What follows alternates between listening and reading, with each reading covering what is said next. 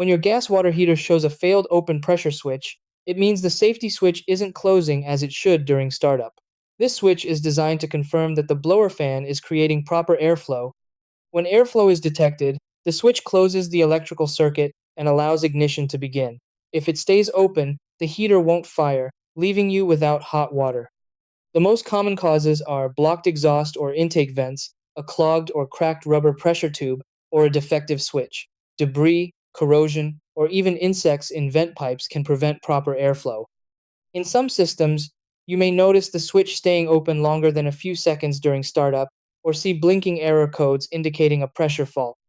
Start troubleshooting with a visual inspection. Check the vent pipes for blockages, and inspect the small tube running from the blower to the pressure switch for cracks or buildup. Clear any debris carefully.